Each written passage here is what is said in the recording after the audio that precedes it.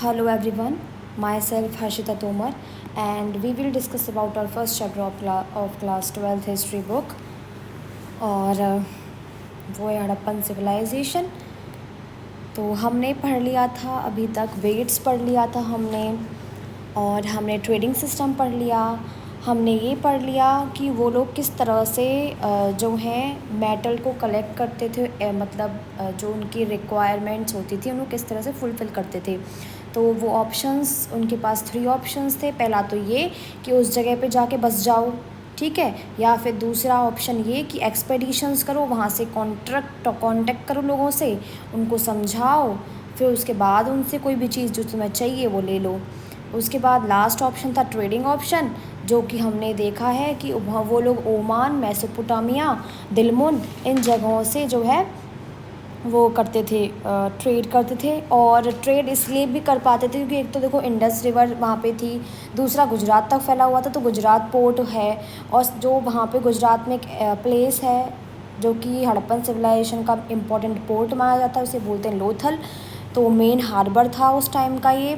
तो वहाँ से लोग आराम से ये जो है उसको देखो आराम से मेटल्स को कलेक्ट कर पाते। देखो यहाँ पे ये रहा लोथल, है ना, दिख रहा है, और यहीं से जो है ये ट्रेड करते थे। ये यहाँ पे मेसोपोटामिया है, ये रहा, ये दिलमुन है, ये मगन है। तो ये लोग आसानी से इस लोथल के थ्रू, गुजरात की साइड जो लोथल है, यहाँ से आसानी से ये ट्रेड कर पाते थे। ठीक, तो ये हो गया। अब हम पढ़ेंगे, हमारा नेक्स्ट टॉपिक है एंशियंट अथॉरिटीज़। तो एंशियंट अथॉरिटीज़ मतलब कि उस टाइम की प्राचीन सत्ता, ठीक, यानी अथॉरिटी मीन्स होता सत्ता, यानी उस टाइम के किस तरह से लोग, कौन पावर में था, है ना, कौन कौन अथॉरिटीज़ थी, रूलर्स थे नहीं थे, कौन स्टेट को संभालता था। इस तरह के कुछ क्वेश्चंस लोगों के माइंड में उठे। क्यों उठे ये क्वेश्चंस, अब ये भी जानने वाली बात है भाई। देखो, किसी भी स्टेट को चलाने के लिए, लॉ एंड ऑर्डर्स मानने के लिए जो है वहाँ पे हर एक जगह पे यूनिटरी काम हो, यूनिटी रहे, तो उसके लिए सोवरेनिटी रहे। तो इसके लिए क्या है, हमें स्टेट की ज़रूरत होती है। स्टेट बन गया तो अब इस स्टेट को चलाने के लिए एक सोवरेन की ज़रूरत होती है, एक रूलर की ज़रूरत होती है जिसके पास एब्सोल्यूट पावर होगी उस जगह को बढ़ाने की, उस जगह को बचाने की, लाइफ प्रॉपर्टी को बचाने की। तो अब हमें ये क्यों लगा कि वहाँ पे रूलर होगा, है ना, क्यों लगा कि वहाँ पे अथॉरिटी होगी ही, क्योंकि देखो आपने देखा, हमने पहले पढ़ चुके हैं कि वहाँ पे यूनिफॉर्मिटी देखने को मिली है। यूनिफॉर्मिटी किस चीज़ की, कि वहाँ पे हड़प्पन आर्टिफैक्ट्स, पॉटरी हुई, सील्स हुए, वेट्स हुए, ब्रिक्स हुई, इन सब की यूनिफॉर्मिटी हमें हर एक पूरे जो हड़प्पन सोसाइटी है वहाँ पे हमें ये देखने को मिलते हैं कि ये हर जगह फैले हुए हैं। ये जो मैंने आर्टिफैक्ट्स बताए हैं ये हर जगह फैले हुए हैं, स्पेशली ब्रिक्स। देखो वहाँ पे जो ब्रिक्स थी उनका साइज़, प्रॉपर उनका साइज़ होता था। तो वहाँ पे जो ब्रिक्स है ना, वो सिंगल, मतलब वो जो है उनका ऐसा लगता है कि वो एक जगह बनती थी और फिर वहाँ से सप्लाई होकर वो अदर प्लेसेस पे जाती थी, और उन्हीं ब्रिक्स से, क्योंकि हर जगह सेम ब्रिक्स हमें मिली हैं, ठीक है, वही सेम मेजरमेंट, वही सेम प्रोडक्ट उस ब्रिक्स को बनाने के लिए जो यूज़ होता है, तो वही सेम रेशियो। तो इससे ऐसा लग रहा है कि हर जगह पे एक ही यूनिफॉर्म रेशियो था जिसके थ्रू ब्रिक्स बनती थी और यूज़ होती थी, ठीक है। और जो मैं ये इसको जो जम्मू कश्मीर में और गुजरात, जम्मू कश्मीर से ले गुजरात तक हर जगह हमें सेम ब्रिक्स ही मिली हैं, ठीक है। तो अब ये सब कैसे हो सकता है कि हर जगह सेम ब्रिक्स हो, उसका मेज़रमेंट हो, इतने लोग अलग अलग कैसे संभालेंगे हर एक जगह को। तो ऐसा लगता है कि वहाँ पे एक अथॉरिटी होगी ही जो इन सब चीज़ों को ध्यान रखती हो, ठीक है। और वहाँ पे जो है हमें ये दिखाया गया है कि किस तरह से वहाँ पे जो जगह होती थी उनको किस तरह से स्ट्रेटजिकली उनको सेटल किया गया था, सेटलमेंट्स को किस तरह से बसाया गया था। हमने पढ़ा था मोहनजोदड़ो कि मोहनजोदड़ो सबसे जो है इम्पॉर्टेंट प्लेस है, और जो कि स्पेशली प्लान्ड किया गया है ना, प्री प्लानिंग के साथ बनाया गया है। सबसे मॉडर्न उसमें जो है मॉडर्निटी देखने को मिलती है हर मोहनजोदड़ो में। तो ये सब कैसे हो पाया, कोई तो होगा, कोई तो इसका ध्यान रखता होगा। तो इसीलिए लोगों के माइंड में आया कि वहाँ पे अथॉरिटी होगी। अब कुछ एविडेंसेस भी ऐसे मिल गए, कुछ मिले हैं, ऐसे नहीं कि वहाँ पे जो है हमें राजा का महल मिला है ना, वहाँ पे हमें आर्मी के एविडेंसेस मिले हैं, ऐसा कुछ भी नहीं मिला है, पहले ही बता देती हूँ। लेकिन वहाँ पे जो हैं ऐसे कुछ एविडेंसेस मिले एक आध दो, जिनसे हम ये लगा सकते हैं अंदाज़ा कि वहाँ पे जो है किंग वगैरह या पैलेसेस होंगे। तो क्या क्या मिला है ये देखते हैं। तो हमें देखो पहले ही इन्होंने बता दिया है कि वहाँ पे मोहनजोदड़ो में एक लार्ज बिल्डिंग मिली थी, जिसको आर्कियोलॉजिस्ट ने समझा कि ये हो सकता है कि यहाँ पे जो है ये कोई पैलेस हो, ठीक है, ये कोई राजा का महल हो, क्योंकि वो बहुत विशाल था, इतना विशाल था। तो लोगों को लगा कि हो सकता है यहाँ पे राजा रहता हो, क्योंकि इतनी बड़ी बिल्डिंग होगी तो राजा की ही होती है मोस्टली, है ना। तो इसलिए उन्होंने ये बोला। और वहाँ से मोहनजोदड़ो से ही एक मूर्ति मिली, स्टोन स्टैचू मिला एक मेल का, जिसको उन्होंने नाम दिया प्रीस्ट किंग। देखो ये दिख रहा है, ये प्रीस्ट किंग है। इसने देखो यहाँ पे ये शॉल कुछ कपड़ा सा पहना हुआ है, ये यहाँ पे ये बंधा हुआ है बाजू बंद और ये सब। तो ऐसा लग रहा है कि ये प्रीस्ट है, इसको तो प्रीस्ट किंग बोला गया है इसको। अब प्रीस्ट किंग क्यों बोला, क्योंकि जो आर्कियोलॉजिस्ट थे, जो हमारे इधर की, हमारे यहाँ ये मोहनजोदड़ो जो ये हड़प्पन सिविलाइजेशन है, इसकी जो खोजें चल रही थी, एविडेंसेस मिल रहे थे दिन पर दिन, तो उससे पहले ही जो आर्कियोलॉजिस्ट थे वो मेसोपोटामियन सिविलाइजेशन से बहुत ज़्यादा फेमिलियर थे, ठीक है, क्योंकि वो ऑलरेडी मेसोपोटामियन सिविलाइजेशन से फेमिलियर थे। तो वहाँ पे जितने भी इस तरह के स्कल्पचर्स मिले हैं, जिसमें मेल है एक और जिसने इस तरह का अटायर लिया हुआ है, तो ऐसे जो स्कल्पचर्स हैं उनको इन्होंने प्रीस्ट किंग की संज्ञा दी थी मेसोपोटामियन कल्चर के लोगों ने। तो वहीं से इन्होंने ये माइंड में रख के, वहीं से इन्होंने इसको जो है यहाँ पे क्या बोलते हैं उसे,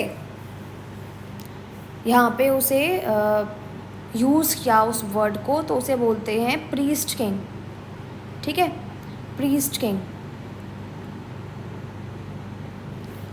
प्रीस्ट किंग बोला गया। उसके बाद जो है मैंने आपको बता दिया कि ये मोहनजोदड़ो से मिला है प्रीस्ट किंग, ठीक है। उसके बाद यहाँ पे जो है हमें देखने को मिलता है कि यहाँ पे रिचुअल बात वगैरह थे और यूनिफॉर्मिटी तो थी ही थी।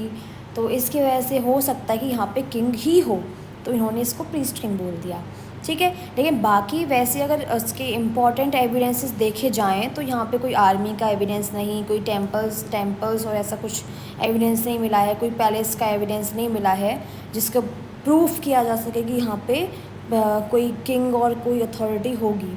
बस हमने अंदाज़ा लगाया है इस यूनिफॉर्मिटी को देखते हुए, ठीक। पॉलिटिकल पावर तो किसी को संभालनी ही होती है ना, तो इसीलिए। फिर अब यहाँ पे कुछ लोगों के मत हैं इस चीज़ को लेके कि वहाँ पे अथॉरिटी थी या नहीं थी। कुछ आर्कियोलॉजिस्ट हैं वो ये बोलते हैं कि वहाँ पे कोई भी, उस सोसाइटी में कोई भी रूलर नहीं था। क्यों नहीं था, क्योंकि वो सोसाइटी एगैलिटेरियन सोसाइटी थी, यानी इक्वल स्टेटस सबको था, सब लोग अपने अपने स्टेटस से खुश थे, उन्हें कोई ज़रूरत नहीं थी, कोई लॉ एंड ऑर्डर्स की, कोई अथॉरिटी की ज़रूरत नहीं थी।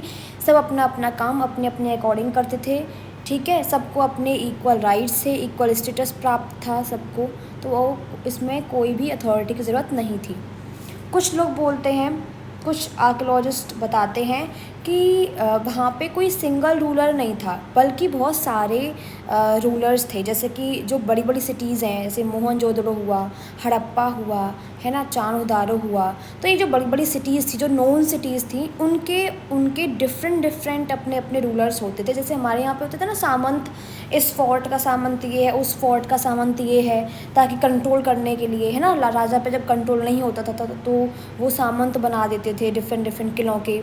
तो वैसे ही यहाँ पे भी जो डिफरेंट सोसाइटीज़ हैं, अभी भी अगर हम अब कंपेयर करें तो जैसे स्टेट्स के सीएम, क्योंकि पीएम नहीं संभाल सकता ना पूरा राज्य, पूरा स्टेट, तो इसीलिए जो स्मॉल स्टेट्स होते हैं उनके लिए अलग अलग राजा होते थे, ऐसा कुछ लोगों का मानना है। उसके बाद कुछ आर्ग्यू करते हैं कि नहीं भाई, सिंगल स्टेट था, क्योंकि हमें वहाँ पे आर्टिफैक्ट में सिमिलैरिटी मिली है, तो ज़रूर सिंगल स्टेट ही होगा, तभी हमें हर जगह सेम आर्टिफैक्ट्स मिले हैं, क्योंकि सेम अथॉरिटी होगी तो सेम ही वो चीज़ें आर्टिफैक्ट्स या सब कुछ बनवाएगी। ठीक है, तो इसीलिए जो है उन लोगों ने अपने ये बोला कि नहीं, सिंगल स्टेट होगा, राजा भी होगा, सब कुछ होगा, और हमें यूनिफॉर्मिटी मिली है तो हम तो यही मानेंगे। लेकिन ये सब कुछ मानने वाली बात है, रियलिटी में कुछ भी ऐसे एविडेंस नहीं है जिनसे ये बताया जा सके कि वहाँ पे श्योरली कोई अथॉरिटी होगी। तो आप ऐसा नहीं लिखेंगे कि वहाँ पे अथॉरिटी ही थी, आप ये लिखेंगे कि ऐसा माना गया है, आर्कियोलॉजिस्ट का ऐसा कहना है। ठीक, इसके बाद हम बात करते हैं the end of the civilization. अब सिविलाइजेशन के एंड की बात चल रही है। ठीक है, तो 1800 BC में मैचुर हड़प्पन साइट जो थी, जैसे चोलिस्तान हुआ, ये जो है एबंडेंट होने लगे। यानी एबंडेंट मतलब लोग जो है इनको छोड़ के जाने लगे, दूसरी जगहों पे पहुंचने लगे। ठीक है, और क्योंकि अब इससे कुछ रीजंस हैं, मैं आपको अभी बताऊंगी, सामने नीचे आएगा। तो अभी ये जो एरा चल रहा है 1800 BC वाला, इस एरा को बोलते हैं लेट हड़प्पा या फिर सक्सेसर कल्चर्स।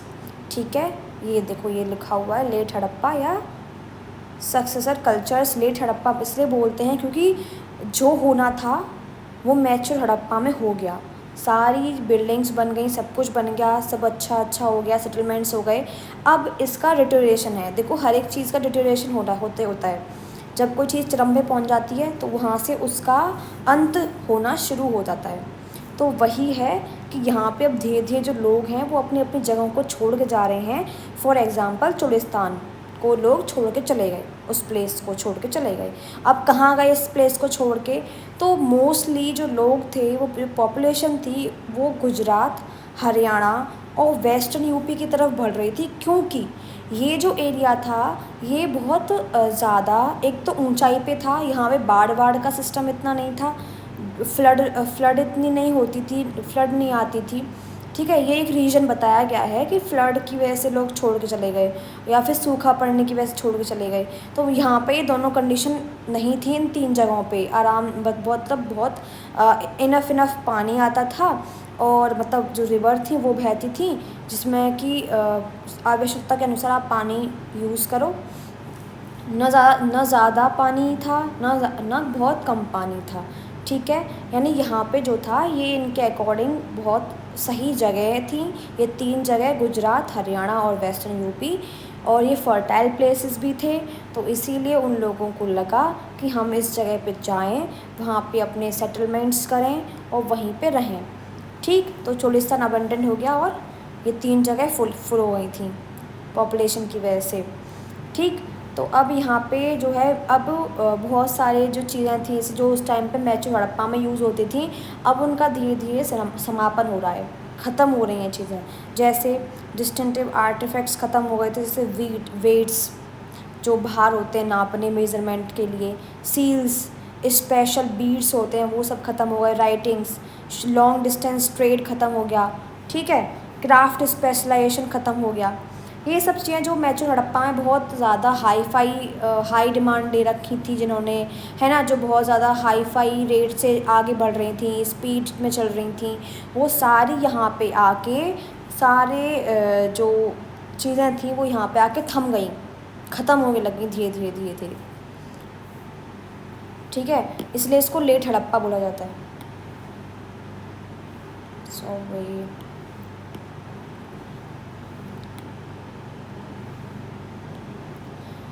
उसके बाद जो है यहाँ पे बहुत कम चीज़ें यूज़ होने लग गई, लोग इतना यूज़ नहीं करते थे। बहुत सारी अदर टेक्निक्स आ गई उनके पास, उन्होंने बहुत सारी अदर टेक्निक्स सीख ली। ठीक है, तो इसीलिए जो पुरानी चीज़ें थी वो उन्होंने छोड़ दी, इसलिए इसको लेट हड़प्पा बोला जाता है। अब कौन कौन से रीज़न्स बताए गए हैं जिसकी वजह से वो लोग छोड़ के चले गए या फिर वहाँ से वो लोग ख़त्म हो गए, ये सिविलाइजेशन ख़त्म हो गई। ये देखो आप देखना कि ये जो रीज़न्स आप मैं बताऊँगी अभी, ये बहुत सिली रीज़न लगेंगे आपको कि यार इतनी छोटी सी बात पे छोड़ के चले गए, है ना, ये भी कोई बात होती है। तो ये ही आर्कियोलॉजिस्ट को लगता है कि इतनी सी बात पे पूरी सिविलाइजेशन ख़त्म नहीं हो सकती, है ना। तो मैं पहले आपको रीज़न बता देती हूँ, उसके बाद आप भी खुद ही डिसाइड करना कि ऐसा कैसे हो सकता है। तो इसमें रीज़न्स ये बताया गया कि क्लाइमेट चेंज, क्योंकि क्लाइमेट चेंज हो रहा था, एनवायरनमेंट एटमॉस्फेयर बदल रहा था, तो लोगों के अकॉर्डिंग वो अप्रोप्रिएट नहीं था, इसलिए वो चले गए। उसके बाद क्या, डिफॉरेस्टेशन। अब भाई वो देखो, वो लोग जो थे वो घूमते रहते थे, ठीक है, उनके अपने हर्ड्स, अपने कैटल्स के साथ। तो वो डिफरेंट जगह पे जाते थे और वहाँ के जो भी प्लांट्स और वो सब होते थे, जो ग्रीनरी होती थी, उसको वो फील्ड वगैरह करते, मतलब वो फार्मिंग वगैरह करते, तो उस जगह को खाली कर देते थे, काट देते थे वहाँ के पेड़ों को, वहाँ के प्लांटेशन को ख़त्म कर देते थे, और उनके जो एनिमल्स थे वो उन्हें खा जाते थे, जो प्लांट्स होते थे। तो इस दोनों ही वजहों से वहाँ पे डिफॉरेस्टेशन बहुत ज़्यादा बढ़ गया था, ओवर ग्रेजिंग की वजह से और ओवर प्रोडक्शन की वजह से, ओवर फार्मिंग की वजह से और एग्रीकल्चर की वजह से। तो डिफॉरेस्टेशन बढ़ गया, इसलिए वो छोड़ के चले गए। अब वो बोलते हैं कि यहाँ पे भाई फ्लड बहुत आती थी, क्योंकि वहाँ पे देखो हो भी सकता है कि फ्लड आती हो, क्योंकि वहाँ पे इंडस और उससे ट्रिब्यूटरीज वर्क करती थी पूरे इंडस सिविलाइजेशन में, और नीचे गुजरात का प्लेस। तो ये जो है एक गुजरात वाला कोस्टल रीजन है, और ऊपर वाला जो है रिवराइन रीजन है, क्योंकि इंडस बहती है। तो इसीलिए हो सकता है कि वहाँ पे फ्लड आती रहती हो, ठीक है। लेकिन इसका मतलब ये नहीं है कि भाई तुम सभी सिविलाइजेशन को ख़त्म करके चले जाओगे, ऐसा नहीं होता है। उसके बाद इन्होंने बोला कि या तो फ्लड आती है, या हो सकता है कि वहाँ पे जो है रिवर ही सूख गई हो, ड्रॉट आ गया हो, सूखा पड़ गया हो, इसलिए लोग भाग गए, ये भी हो सकता है। दूसरा, ओवर यूज़ ऑफ लैंडस्केप, वो जो जहाँ रहते थे उसका बहुत ज़्यादा ओवर यूज़ कर लेते थे, तो फर्टिलिटी ख़त्म हो जाती थी वहाँ के सॉइल की, तो इसीलिए फिर वहाँ से वो मूव कर जाते थे, ये भी हो सकता है। लेकिन इसका मतलब आप इन सारे रीज़न में देखो कि ऐसा हो ही नहीं सकता कि सिर्फ इन रीजंस की वजह से पूरी सिविलाइजेशन ख़त्म हो जाए। ऐसा हो सकता है? लगता तो नहीं है। हमारे यहाँ भी पहले इधर ड्रॉट आते थे, राजस्थान में देखो इतना पानी अभी इतना नॉर्मल अगर देखें तो राजस्थान में पानी बहुत कम पड़ता है, लेकिन इसका मतलब ये तो नहीं है कि सिविलाइज वहाँ की जो लोग हैं वही अपने जगह को छोड़ के चले गए, वहाँ की सिविलाइजेशन ख़त्म हो गई, है ना, वहाँ का ट्रेडिशन ख़त्म हो गया, ऐसा कुछ है? वहाँ के लोग छोड़ के आ गए उधर से, नहीं है ना। तो यही वाली बात इसको लेके डिस्प्यूट भी है कि इतने छोटे से रीजंस के लिए क्या पूरी सिविलाइजेशन ख़त्म हो सकती है? एक गांव, दो गांव, एक दो बस्तियां, 5-6 बस्तियां हो गई, ठीक है, ये हो सकता है कि इनको खतरा हो, ये वहाँ से मूव कर जाएं, ये इन वजहों से हट जाएं, लेकिन इसका मतलब ये नहीं है कि पूरी सिविलाइजेशन ख़त्म हो जाए। तो ऐसा भी कुछ लोग ऐसे बोलते हैं कि वहाँ पे जो है फॉरेन अटैक हो गया था, क्योंकि हमें बहुत सारे मोहनजोदड़ो के आसपास बहुत सारी लाशें मिली हैं जिनका सर धड़ से अड़ग है, हाथ पैर अलग हैं, तो ऐसा लगता है कि वहाँ पे उनके साथ जो हैं उनके ऊपर कोई भारी वेपन से वो किया गया है, अटैक किया गया, जिसकी वजह से उनकी गर्दन वगैरह उड़ गई हैं, एक मतलब हट गई हैं, अलग हो गई हैं, सर धड़ से अलग हो गया है। तो हो सकता है कि वहाँ पे फॉरेन अटैक हुआ हो, इन्वेजन हुआ हो, लेकिन ये भी कहने का है बस, ठीक है। तो इसमें यही बताया गया कि किस तरह से डिक्लाइन हो गया वेट्स का, वेटिंग सिस्टम ख़त्म हो गया, मेजरमेंट सिस्टम जो वेट से वो करते थे, स्क्रिप्ट्स ख़त्म हो गई, सील्स ख़त्म हो गए, पॉटरी वीट्स ख़त्म हो गए, ये सब लोग जो हैं, ये सब जो चीज़ें थी ख़त्म हो गई थी धीरे धीरे। अब देखो, मैं आपको बताई थी नबी कि मोहनजोदड़ो को क्या बोलते हैं, मृतकों का टीला, है ना। क्यों बोलते हैं? क्योंकि यहाँ पे ये मोहनजोदड़ो में एक लेन थी जिसमें 16 के अप्रॉक्स स्केलेटन मिले लोगों के। मोहनजोदड़ो के पास ही जगह वहाँ पे, मतलब उस में लेन में, जो कि सर धड़ से अलग थे, बोन्स अलग हुई पड़ी थी, है ना, और बहुत सारे लोगों की बॉडी थी, और उसमें बच्चे, ऐसा था बच्चे भी हैं, औरतें भी हैं, और मेल आदमी भी हैं। तो इसीलिए इसको बोला जाता है कि वहाँ पे इन्वेजन हुआ हो शायद को। तो एविडेंस ऑफ इन्वेजन भी मिलता है यहाँ पे। ये एक तो ये है, एक ये है ऋग्वेद में बोला गया है, एक शब्द का यूज़ किया गया है इंद्र के लिए, वॉर गॉड यानी पुरंदर, फोर्ट डिस्ट्रॉयर। तो ये कहाँ से आया, तो ये इन्होंने बोला है कि हो सकता है कि सिविलाइजेशन पे अटैक हुआ हो, वहाँ के लोगों ने इस तरह से बोलते हों, पुरंदर बोलते हैं जिसने फोर्ट डिस्ट्रॉय कर दिया हमारा, इस तरह से, ठीक है। और यहाँ पे भी यही बोला है कि स्लॉटर के इंडिकेशंस मिले हैं हमें, है ना, और वहाँ पे ब्यूरियल्स मिले हैं, ठीक है। तो यही सब जो चीज़ें हैं यही बताती हैं कि वहाँ पे जो है देखो वेपन्स के बॉडीज़ और आर्मर्स ये सब तो इतने नहीं मिले हैं, लेकिन हाँ प्रॉपर वेपन्स नहीं मिले हैं, लेकिन हाँ ऐसी चीज़ें मिली हैं, कुछ टूल्स और कुछ ऐसे मेटल्स मिले हैं जो कि वेपन की तरह यूज़ किए जा सकते हैं। तो ये है। आगे हम पढ़ेंगे डिस्कवरिंग द हड़प्पन सिविलाइजेशन। तो देखो अब डिस्कवरिंग हड़प्पन सिविलाइजेशन की डिस्कवरी बहुत पहले हो जाती है, 1875 के अप्रॉक्स हो जाती, जब कनिंघम हमारे यहाँ पे डायरेक्टर जनरल बन के आए थे ASI के, आर्कियोलॉजिकल सर्वे ऑफ इंडिया बोलते हैं इसको, ठीक है। तो उस टाइम पे हो जाती है, क्योंकि उस टाइम पे भी एविडेंसेस निकल रहे थे, एविडेंसेस इनके पास पहुँच रहे थे, ठीक है। लेकिन ये उसके बारे में जानते नहीं थे, इसीलिए इन्होंने क्या किया, उनको नज़रअंदाज किया, और इसी वजह से ये नहीं इसको हड़प्पा को डिस्कवर कर पाए। इनके बाद जो हमारे ये आएंगे ना, कहाँ हैं, मार्शल, जॉन मार्शल, ये जो है जब आएंगे हमारे यहाँ पे ASI के डायरेक्टर जनरल बन के, तब ये करेंगे उसको डिस्कवर, ठीक है।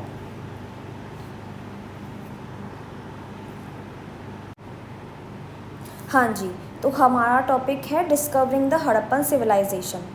तो हम इसमें समझ रहे थे कि किस तरह से डिस्कवरी की गई। तो सबसे पहला जो थे वो हमारे कनिंघम थे,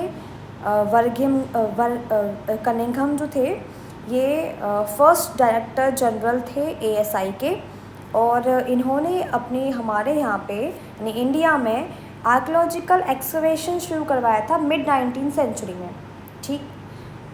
जिस टाइम की ये बात कर रहे हैं उस टाइम पे आर्कियोलॉजिस्ट जो थे वो जब सबसे ज़्यादा प्रेफरेंस देते थे टेक्स्ट और डॉक्यूमेंट्स और इंस्क्रिप्शंस को, रिटन फैक्ट्स को, रिटन डॉक्यूमेंट्स को, ठीक है, गाइड करने के लिए इन्वेस्टिगेशन में। जब भी वो आर्कियोलॉजिकल सर्वे करते थे या फिर कोई भी इन्वेस्टिगेशन कर रहे होते थे, तो वो चाहते थे कि कुछ रिटन डॉक्यूमेंट्स मिल जाएँ इस जगह के बारे में, हमें समझने के लिए आसानी हो जाएगी। सब लोग आसानी की तरफ भागते हैं, सब लोग ईजी चीज़ चाहते होते हैं, वैसे ही ये भी। तो वैसे ही कनिंघम भी जो थे वो भी मेन इंटरेस्ट रखते थे अपना किस में, अर्ली हिस्टोरिक एरा में। अर्ली हिस्टोरिक एरा कौन सा वाला है, 6th सेंचुरी BC से लेके 4th सेंचुरी BC के टाइम पीरियड में जो शुरू हुआ था, ठीक है। इसके बाद से जो शुरू हुआ है वो हमारा अर्ली हिस्टोरिक एरा है। लेकिन जो हम बात कर रहे हैं वो प्री हिस्टोरिक पीरियड की बात कर रहे हैं, जिस टाइम पे तो कोई भी चाइनीज़ ट्रैवल तो नहीं घूमता होता था, ठीक है। तो वो अकाउंट्स नहीं बना पाते थे, कोई रिटन डॉक्यूमेंट्स नहीं लिख पाते थे। उसके बाद जिस टाइम की हम बात कर रहे हैं उस टाइम पे मैंने आपको पहले ही बताया था पिक्टोरल स्क्रिप्ट थी, तो वो लोग समझ ही नहीं पाते थे क्या है क्या नहीं है ना, किस जगह से बिलोंग करता है हमारे इस टाइम के लोग, ठीक। तो उस टाइम पे हड़प्पन पीरियड में ऐसा कुछ रिटन डॉक्यूमेंट्स मिले ही नहीं, तो इनका ध्यान भी उस तरफ गया ही नहीं। इसीलिए इसको आपको हेडिंग देखी होगी कि कनिंघम्स कन्फ्यूजन लिखा हुआ है, क्योंकि वो समझ ही नहीं पाया कि ये कोई एक सिविलाइजेशन भी हो सकती है जिसके एविडेंसेस वो ढूंढ रहा है या जिसके एविडेंसेस उसके पास आ रहे हैं, क्योंकि उसे तो सिर्फ रिटन और टेक्स्ट डॉक्यूमेंट्स ढूंढने थे, ठीक। इसलिए उसने वो जो ग्लोरी जो उसे मिलती कि भाई उसने डिस्कवरी कर दी, तो वो उससे वंचित रह गया ना अपनी कन्फ्यूजन के चक्कर में, तो इसलिए कन्फ्यूज नहीं होना चाहिए, ठीक है। तो मेनली मैंने आपको बताया कि बुद्धिस्ट पिलग्रिम्स हुए, चाइनीज़ लोग हुए, तो ये लोग जो हैं जब वे घूमते थे तो ये अकाउंट्स लिखते थे। इन्हीं के अकाउंट्स की वजह से लोग जो आर्कियोलॉजिस्ट थे वो काफ़ी चीज़ें डेसीफर कर पाए, काफ़ी चीज़ें समझ पाए अपनी हिस्ट्री के बारे में। हम भी बहुत सारे डॉक्यूमेंट्स जो है इनके पढ़ते हैं अपनी हिस्ट्री को समझने के लिए। ठीक है, जो आपने ये मिडिवल एरा आप देखोगे तो वहाँ पे जहाँ जब से शुरू हुआ है चाइनीज़ ट्रेवलर्स का हमारे यहाँ पे आना, तब से ही बहुत सारे डॉक्यूमेंट्स जो हैं, जो भी हिस्ट्री हमने पढ़ी है वो चाइनीज़ डॉक्यूमेंट्स के थ्रू पढ़ी है, तो वही यहाँ पे बताया गया है। ठीक है, तो इनके कनिंघम के पास जो है ये जो कनिंघम थे ये इंस्क्रिप्शंस को कलेक्ट करने में, डॉक्यूमेंट करने में, उनको ट्रांसलेट करने में थोड़ा ज़्यादा अपने इन्वॉल्व रहते थे। तो ये जब एक्सवेट कर रहे थे साइट्स को तो इनको बहुत सारे आर्टिफैक्ट्स मिले, और ये इनकी जो एक ख़ास बात ये थी कि ये जो है कल्चरल वैल्यू की चीज़ें ढूंढते थे, यानी जो कल्चरल वैल्यू को इंगित करती हो ऐसी आर्टिफैक्ट्स, ऐसी एविडेंसेस ये हमेशा फाइंड करते रहते थे। ठीक है, तो जब इनको हम बता रहे कहाँ थे हम, हाँ, इन्वेस्टिगेशन जब ये कर रहे थे तो इनको कुछ हड़प्पन आर्टिफैक्ट्स मिले और कुछ इनके पास पहुँचे भी। इनके जो लोग थे उन्होंने इनके पास पहुँचाए, सील्स पहुँचाएँ, जैसे फॉर एग्ज़ाम्पल हड़प्पन सील इनके पास पहुँची तो इन्होंने उसको नोटिस किया, उस ऑब्जेक्ट को नोटिस किया। ऐसा नहीं है कि बिल्कुल इन्होंने नकार दिया कि क्या तुम उठा के ले आए हो, ये क्या चीज़ है, ऐसा नहीं किया। इन्होंने उस चीज़ को नोटिस किया, उसको समझा, लेकिन इन्होंने अनसक्सेसफुली उसको किसी दूसरे एरा में, किसी दूसरे जो टाइम पीरियड में उसको डाल के उसको डिफ़ाइन कर दिया कि नहीं ये इस टाइम पीरियड एरा की है, जो कि गलत था। ठीक है, इसीलिए ये साबित हो ही नहीं पाया, ये डिस्कवरी हो ही नहीं पाई कि वहाँ पे एक सिविलाइजेशन भी हो सकती है। ठीक है, तो क्योंकि ये जो है फैमिलियर किस चीज़ से थे, डॉक्यूमेंट से, टेक्स्ट से थे, और एक ये जिस टाइम पीरियड को ये मानते थे उस टाइम पीरियड के अकॉर्डिंग इन्होंने इसको डिफ़ाइन कर दिया कि नहीं ये सील जो है ये किसी इस टाइम पीरियड के जो मैं आपको बता रहा हूँ, और ये ऐसा कुछ भी नहीं है कि कोई सिविलाइजेशन भी हो। यहाँ तक तो ये पहुँचे हैं तक है, इसलिए तो उनकी सोच थी ही नहीं, क्योंकि ये जो हैं बाकी और लोगों की तरह यही मानते थे कि इंडियन जो हिस्ट्री है वो कब से बिगिन होती है, जब से गंगा वैली के पास जो सिटीज़ है वो शुरू हुई हैं। ऐसा मतलब हम अगर बात करें तो हमारी हिस्ट्री मेनली अगर नॉर्मली अगर हम इस सिविलाइजेशन को छोड़ दें तो हमारी हिस्ट्री शुरू होती है जब सबसे पहले सिटीज़ जो थी वो गंगा वैली के आसपास वाले जो एरिया है, जो रीजन है, वहाँ पे शुरू हुई थी बनना। ठीक है, वहीं से हमारी इंडियन हिस्ट्री शुरू होती है, ऐसा हिस्टोरियंस का मानना है। इनका भी वही मानना था उस टाइम तक कि हिस्ट्री जो है वो गंगा वैली से शुरू हुई है। Ganga valley 4th century BC के बाद बननी शुरू हुई है।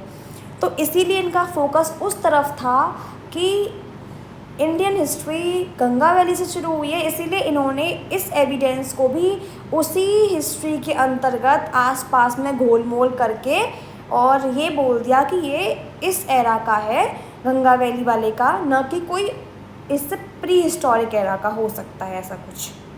ठीक है, तो इनका मानना ये था। अब इसके बाद आते हमारे जॉन मार्शल, जो कि हमारे ASI बन के आए थे, मतलब ASI के डायरेक्टर जनरल बन के आए थे 1924 में इंडिया में। ठीक है, तो इससे पहले 1921 में ही खोज हो गई थी हमारे हड़प्पा की, तो और 22 में हमारे मोहनजोदड़ो की। तो उस टाइम पे इन्हीं का कार्यभार चल रहा था। तो उससे पहले दयाराम साहनी जो थे, इन्होंने जब ये ऐसे ही एक्सकवेशन कर रहे थे, ऐसे ढूंढा ढांडी कर रहे थे, आर्कियोलॉजिस्ट है, तो इन्होंने जो है हड़प्पा वाले जो रीजन है वहाँ पे इन्होंने कुछ सील्स ढूंढी, कुछ इन्हें सील्स मिली। ठीक है, सील्स मिली, तो अब क्या हुआ कि इन्होंने उस सील्स को आगे फर्दर ऑफिशियल्स तक पहुँचाया कि देखो यहाँ पे सील्स मिली हैं। जब ये बात चल ही रही थी, नई नई बात उड़ी थी कि यहाँ पे कुछ सील्स मिली हैं, तभी राखलदास बनर्जी ने मोहनजोदड़ो में भी सिमिलर सील्स जो कि हड़प्पा में दयाराम साहनी ने फाउंड की थी, वही सील्स, ऐसी ही सील्स राखलदास बनर्जी को मोहनजोदड़ो में मिल गई। तो अब लोगों के माइंड में ये आने लगा कि एक जैसी सील्स दो अलग अलग जगहों पे, वो भी इतनी अलग अलग जगह हैं, वहाँ पे कैसे मिल सकती हैं। क्या ये एक एरा है, क्या ये एक पीरियड की सीन है, क्या ये सेम जगह है, क्या ये सेम सिविलाइजेशन हो सकती है। इस तरह की जानकारी लोगों के माइंड में घूमने लगी। तभी जॉन मार्शल जो थे उन्होंने ये अनाउंस कर दिया कि हमने जो है एक न्यू सिविलाइजेशन फाउंड किया इंडस वैली में, और जो है ये बहुत डिस्टिंक्टिव और बहुत ज़्यादा यूनिक है। कैसे? बिल्कुल ऐसे ही जैसे मेसोपोटामियन सिविलाइजेशन है। ठीक है, तो इनकी जो ये कथा है पूरी, इसके बारे में एस.एन. रॉय ने भी लिखा है अपनी the history of Indian archaeology में कि उन्होंने लिखा है, वो लिखते हैं कि मार्शल ने इंडिया को 3000, जहाँ पे उसने मतलब जो प्रेजेंट एरा था मार्शल का, उससे उसने उसे 3000 पुरानी हिस्ट्री में लोगों को पहुंचा दिया इंडिया की में। यानी इनके कहने का मतलब ये है कि ये जो सील्स है वो 3000 पुरानी सिविलाइजेशन से बिलोंग करती हैं। ठीक है, जो इन्हें मिली हैं। और सबसे बड़ी बात कि ये जो है ये मेसोपोटामियन के सिमिलर है। जो सील्स मेसोपोटामिया साइट्स पे मिली हैं, वही सील्स जो हैं ऐसी ही कुछ मिलती जुलती सील्स हमें इस जगह मिली हैं। तो हो सकता है कि ये कंटेम्प्रेरी हो उस टाइम पे। ठीक है, तो ये भी एक नई चीज़ इनके सामने निकल के आई। जॉन मार्शल जो थे ये सबसे पहले डायरेक्टर जनरल थे जो कि बहुत पढ़े लिखे थे। ठीक है, बहुत ज़्यादा पढ़े लिखे थे, प्रोफेशनल थे, प्रोफेशनल आर्कियोलॉजिस्ट थे ये। ठीक है, इनको काफ़ी एक्सपीरियंस था, ग्रीस और क्रेटे में इन्होंने वर्क किया था उससे पहले। ठीक है, और इनका जो ये भी कनिंघम की तरह ही जो है टेक्स्ट और डॉक्यूमेंट्स में इंस्क्रिप्शंस में इंटरेस्ट रखते थे, लेकिन फिर भी ये उसके साथ साथ जो अदर पैटर्न्स हैं एविडेंसेस के, है ना, हिस्ट्री के, तो उन पे भी ये फोकस रखते थे। मार्शल जो थे जब वो एक्सकवेट कर रहे थे तो उन्होंने हॉरिजॉन्टल यूनिट को देखते हुए उन्होंने एक्सकवेशन करना शुरू किया था। खुदाई उन्होंने हॉरिजॉन्टली करनी शुरू की थी किसी भी एरिया की। उन्होंने जो है स्ट्रेटिग्राफी को इग्नोर कर दिया और इसी वजह से उन्हें बहुत कम आर्टिफैक्ट्स मिले। ठीक है, बहुत कम आर्टिफैक्ट्स उन्हें मिले, वैल्यूएबल आर्टिफैक्ट्स उनको नहीं जो है वो ढूंढ पाए। अब इसका ये जो काम जो इन्होंने अधूरा छोड़ा था जॉन मार्शल ने, वो पूरा कर दिया हमारे R.E.M. व्हीलर जी ने। ये 1944 में डायरेक्टर जनरल बन के आए और इन्होंने जो प्रॉब्लम उनको फेस करनी पड़ी हॉरिजॉन्टली यूनिट्स की वजह से, इन्होंने इसको सॉल्व कर दिया स्ट्रैटिग्राफी के थ्रू। देखो स्ट्रैटिग्राफी क्या है, ये एक जो है जियोलॉजी, जो हमारी SST की एक ब्रांच है, जियोलॉजी की ब्रांच ये है स्ट्रैटिग्राफी। इसको study of layers of rocks बोलते हैं। तो इसमें जो है रॉक्स की जो लेयर्स होती हैं ना, पत्थरों की जो लेयर्स होती हैं, उनकी स्टडी की जाती है लेयर बाय लेयर।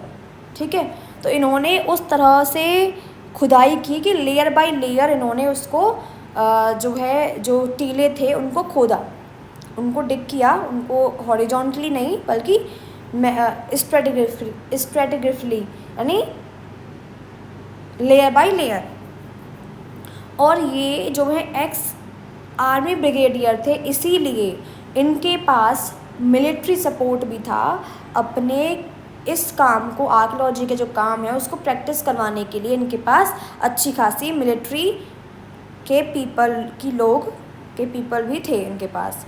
अब क्या हुआ, जब ये यहाँ पे एक्सकवेशन कर रहे थे ड्यूरिंग हिज पीरियड, तो इंडिया जो था वो पार्टीशन उसका होने को चला था, तो पाकिस्तान बन गया और इंडिया बन गया। तो जो इम्पोर्टेंट साइट्स जो थी, जो बड़ी बड़ी साइट्स थी, वो पाकिस्तान की टेरिटरी में चली गई। तो इसी वजह से इनको थोड़ी प्रॉब्लम हुई थी, लेकिन फिर भी इन्होंने इंडिया में भी बहुत सारी साइट्स लोकेट कर ली थी, जैसे कि फॉर एग्जांपल कालीबंगन, लोथल, राखी गढ़ी, धोलावीरा, ये इन्होंने साइट्स जो है नई नई खोज कर दी थी। इसके बाद जो है फिर उसके बाद इन्होंने जो है मोहनजोदड़ो और हड़प्पा, फिर इसके बाद जो है कुछ साइंटिस्ट, कुछ स्पेशलिस्ट लोग आए जो कि हिस्ट्री की बहुत अच्छी जानकारी रखते थे, जो आर्कियोलॉजिस्ट, बहुत स्पेशल आर्कियोलॉजिस्ट और बहुत एफिशिएंट वर्कर थे, स्पेशलिस्ट थे। तो उन्होंने यहाँ पे आए, दो हड़प्पा और मोहनजोदड़ो की इन्होंने डिफरेंट डिफरेंट जो जगह थी उनको और ज़्यादा साइंटिफिकली टेक्निक्स के थ्रू, साइंटिफिक जो हैं इक्विपमेंट्स के थ्रू इन्होंने एक्सप्लोर किया। ठीक है, बहुत traces of clay, stone, metals, plants, animals, ये सब इन्होंने ढूंढे। एक्सप्लोरेशन होता रहता है, अभी भी ये चलता रहता है, कुछ ना कुछ मिलता ही रहता है। ठीक है, अब हम बात करेंगे problems of piecing together the past. ठीक, अभी हम इसको थोड़ी देर बाद